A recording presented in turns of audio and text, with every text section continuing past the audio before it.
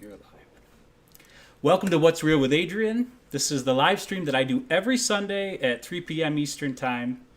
And it's where I like to say I take the conversation a little bit deeper. And today we're going to be talking about how to learn that fast is slow and slow is fast. This is one of my favorite kind of conversations. I don't know if you've noticed, I love these counterintuitive subjects, right? Where it's just not what you normally think it is. I remember the first time that I heard that sentence. It was from Stephen Covey. And I don't know if you know who he is. He's a super famous leadership guru. Usually has a lot to do with leadership, like at the level of like corporate or business leadership stuff. But he wrote the book, The 7 Habits of Highly Effective People. I mean, just a timeless classic. And that's the first time I came across that sentiment, that sentence. And I remember as soon as I heard it, I knew that it was true, The reality is, though, it took me decades to actually start to implement that simple fact that fast is actually slow, and slow turns out to be fast. Now, he was talking about this in relationships primarily. Like, I think he said something like, there's no such thing as efficiency with people. Then that's why you can't do it fast, right? There's too much going on in order to just pull that out fast. And he was talking about relationships. I remember him talking about his son and the issues he was dealing with early. And it's very touching. I highly recommend reading the book if you haven't already. So that was one way he talked about it. And I definitely want to talk about that here today, too, in relationship, in the realm of relationships. I also want to bring it into the realm of another kind of relationship, you might say, your relationship with yourself.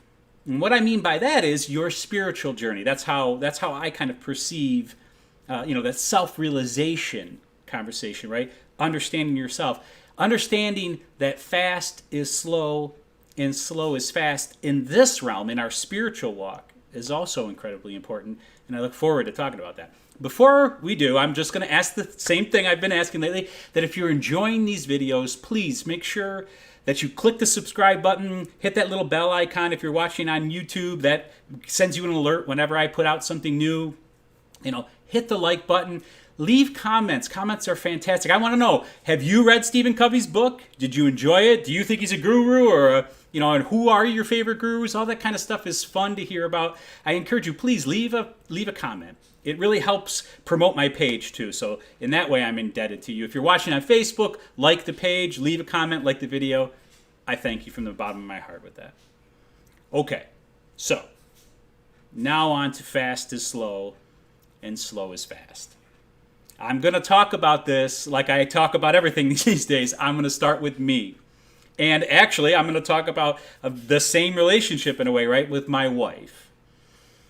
That was probably the first time I started to realize or see for myself that fast wasn't going to work. As I've said many, many times, I'm an extroverted, high-energy type of person. And so to me, fast is fast. What's this fast is slow thing? I mean, I said that I understood what he meant, but I didn't really, because the truth was, if I could do it faster, I wanted to. It just made more sense to me. Let's get this done. Let's deal with this problem we're having, honey, and solve it and move on, right?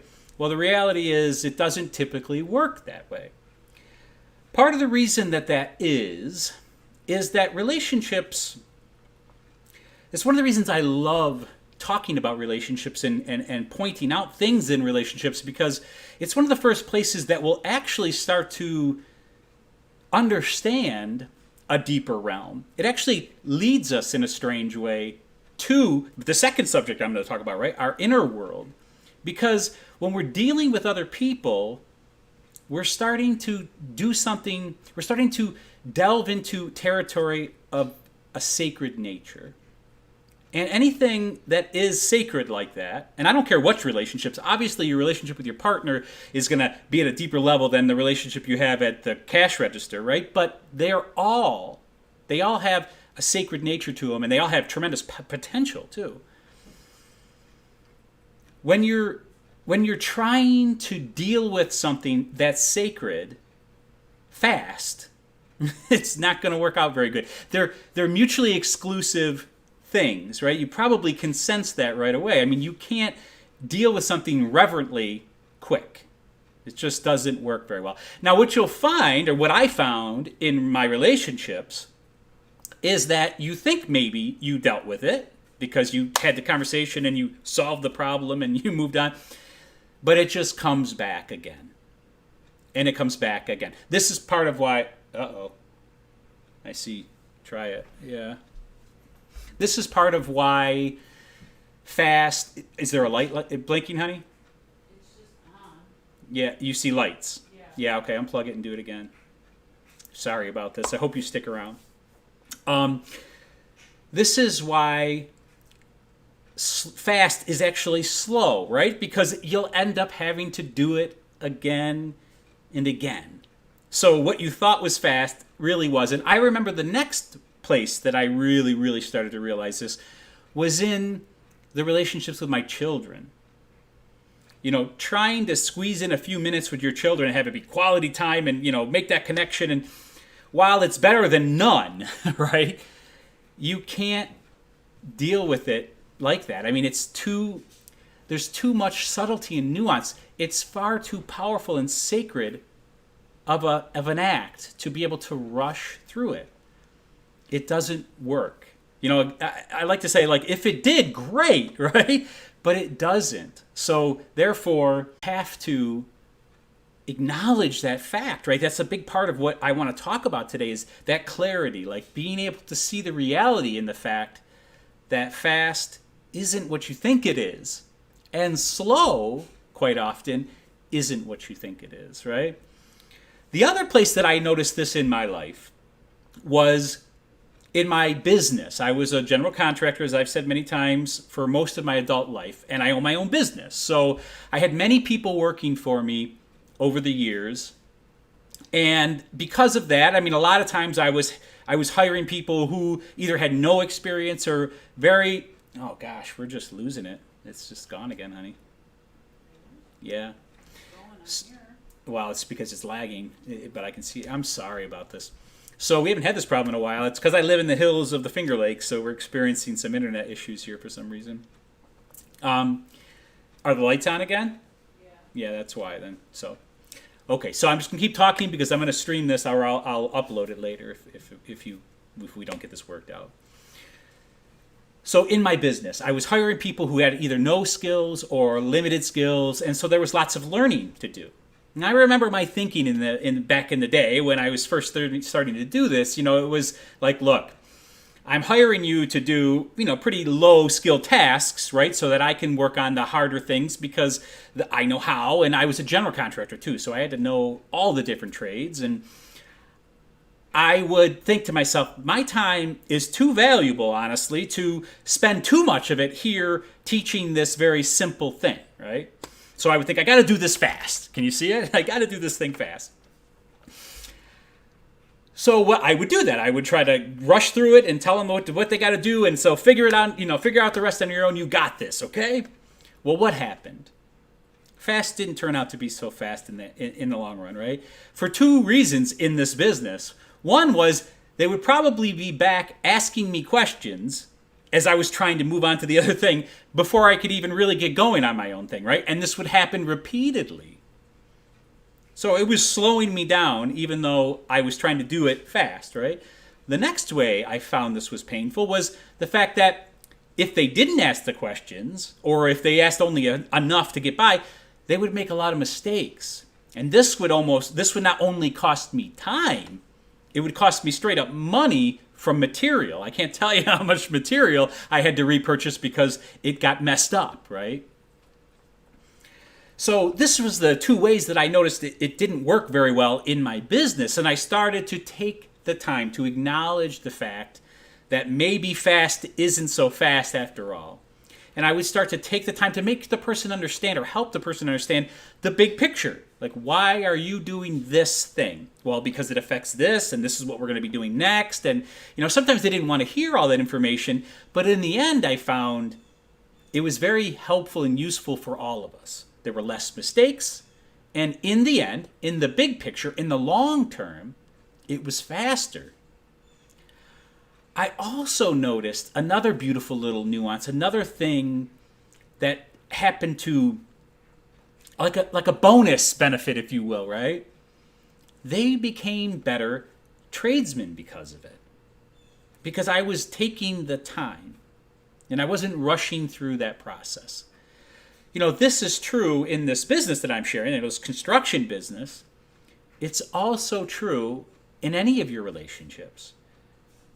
If you don't rush through it with your partner or your child, you'll find that you'll be a better person from it, and so will they. It's such a wonderful, like I said, it's almost like a bonus, right? I mean, we're trying to just get through the relationship, have a good relationship, but not only do we end up having a better relationship, we end up being better people. It's so wonderful. I did it again, honey. It's a mess, huh? Okay, I'm sorry. I'm just going to keep doing this like it's live, and then I'll probably have to upload it.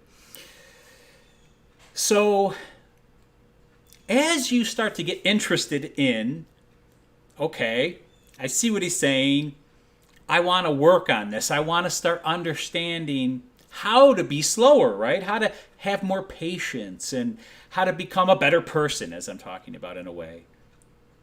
You're all of a sudden moving into the territory of the spiritual realm, which is where I wanted to take the conversation again, right? Once you enter into the spiritual realm, as I love to say, you're entering into a place where subtlety and nuance becomes incredibly important. To pay attention to the smaller things, the subtle and nuanced aspects of life is what spirituality is all about. You stop looking at the surface and you start looking beneath, right? So you do this by starting to turn, one of the main ways you do this is you turn into your inner world. You're going to have to do that in order to understand how to be patient more, right? Does that make sense? As you want to work on your relationships, this becomes necessary.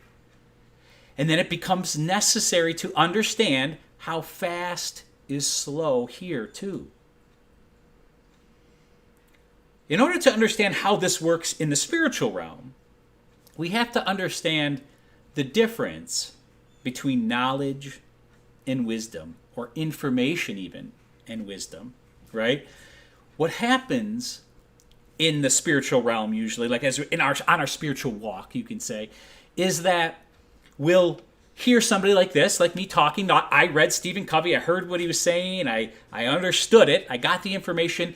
And as I often like to say, what he said resonated in me because that truth already lived there. He wasn't saying anything I didn't know already. He was just reminding me or awakening me to something that I already knew. But at this level, it's just knowledge usually. It's just an awakening of some information, of a truth, but it's more on the level of information or knowledge. To get to the level of wisdom, which I like to define wisdom as the ability to act naturally on what you know is true. To get to that level, which took me, when I heard Stephen Covey's thing, I got it, I loved it, tried to do it fast, I'm sure, right? It took me decades to go through that process of turning that knowledge into wisdom where I can do it much more naturally now. Now I'm a slow learner, so hopefully it won't take you decades, right? But here's the fact. In order to get from information or knowledge to wisdom, we have to understand there's a process there in a way. There's a process of taking it deeper, if that makes any sense. Again,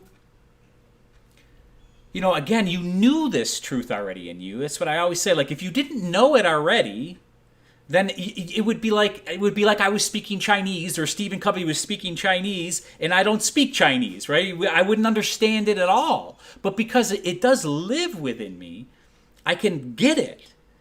But to go from there to a ripening, to a level of wisdom, usually takes some time. There's a process involved. And if we try to rush through that process, we're going to find that it goes slower, actually. And in the spiritual realm, and actually in relationships too, it can be even more devastating than that. I mean, it's terrible to make something that could be faster slower, right? But there's another level that's even worse, and that's a giving up altogether. If we rush a process too fast, right? If we take this information I'm sharing right now, or Stephen Covey shared, and we say, I got it. I got to be slower with my relation. I got to be more patient, right? And you try to do that and you try to rush through the reality of that, you're going to fail, really, right? That's more than likely what's going to happen. You're not going to do it very well. And so you're going to find yourself there again, right? That's okay. This is the process. This actually reminds me of one of the live streams I did where I talked about the prodigal son, which is there's this pattern, there's this rhythm to life. And this is part of the rhythm, right? You try it, you think you got it, you try it, and you fail, or it doesn't work out quite like you wanted, and then you have to return and you have to try it again, right? You have to slow down. You got to go back into your inner world, check out some subtleties and nuances you missed, right? And you do it again, and it feels like you fail. If you try to rush that too much, you'll get discouraged. You'll start to tell yourself, you know what? This is a bunch of hoopla. It doesn't work. And to do that is a travesty because it does work. We just have to give it the time required. It's like the ripening, as I said. That's a very common way to talk about our spiritual journey, is it takes a certain amount of ripening, and you can't rush that. You can't rush a tomato ripe, right? Either you're going to pick it too early, or you're going to overwater it, or get too much sun on it. Something will end up interfering with that natural process. A lot of our spiritual awakening, if you want to call it that, which I love that terminology, is something that's a little bit beyond us. It's what's commonly referred to as grace, actually. And in the realm of grace, it's out of your control. Now, we don't like to hear those sorts of things typically, and it doesn't mean that we can't do anything. What we can do is position ourselves in a way that we're ready for that grace, that we're open, that we're available for it, right? In gardening terms, to continue with the metaphor of ripening, if you will, right? We're pulling the weeds, right? We're keeping the distractions in our lives to a minimum. You know, we're not hanging out in a bar all the time. I don't mean to, but, and expecting to find enlightenment. You're not going to find it there. I think we all know that, right? We're not doing all kinds of unhealthy things all the time with ourselves and our time and expecting to get somewhere, right? That's kind of like keeping the weeds out. We're doing proper nourishment. Right? We're exposing ourselves to information and things that can actually nourish us and enrich our lives, not the opposite. These are things that we can do that make ourselves available for grace, for our natural fruition, if you will. Another way that we could talk about this, or another thing that's really important in our spiritual journey, just like relationships, we have to honor the sacred nature of it, right? And that means that there's a certain amount of humility in that we're not going to get it right away, and that's okay. I encourage you to watch that live stream about the prodigal son if you haven't already, and if you have, maybe watch it again, because there's a very powerful message there of the fact that this is how it goes. This is a natural rhythm. I did a live stream about weakness and strength too. And that they're not what we think they are, right? And that's a natural rhythm to that also, like realizing that our strengths aren't all they're cracked up to be, and our weaknesses are not as bad either. There's an opportunity there. This is similar to this notion of fast to slow. You have to understand that if you try to rush through it, you're not honoring the sacred nature of it. So slowing down is going to be a very powerful and useful thing to do. Some of the best ways to engage in that slowing down are some time-honored traditions too, right? Like meditation, like mindfulness, like contemplation. These are all acts that we can do. These are all ways that we can position ourselves or make ourselves available for this grace, for this natural fruition to occur. So I highly recommend these. Another one is journaling, actually, because it works on a whole different level, right? You're taking stuff that's going on up here and you're putting it down into the physical realm. In order to do that, you have to focus in a completely different way. It's very useful and powerful. So if you've never journaled or if you haven't done it in a long time, I encourage you to do it. This is another way to deepen your spiritual walk, to start to understand the power in slowing down, the usefulness in it. And if you do these things, because this is active, these are active ways to engage in slowing down. That's what I'm trying to share. You'll find that things actually move faster. I know we've been having technical difficulties all this time. I can see there's actually still people hanging on, and I deeply appreciate your patience with that. I think it's very beautiful that you should take the time to slow down and not give up just because the live stream ended or because it was interrupted, excuse me. I can see why, too. We got a thunderstorm coming in here, so that's probably why we're having internet issues. I hope that you can see the merit in this and that you actually take the time to look within and find the subtle, nuanced places that you're trying to avoid the reality of the usefulness of slowing down, of being quiet. I'll say it again because it's so beautiful and powerful, right? The 3 pillars to spirituality: silence, stillness, and space. They will serve you so well. If you want to go to deeper realms in your life, in your relationships, in your inner journey, those 3 things will take you there more than anything else. Matter of fact, they're the only way. If you find another way, you'll actually you'll end up finding out in the end that that's what it was. It was those 3 qualities that take us deeper.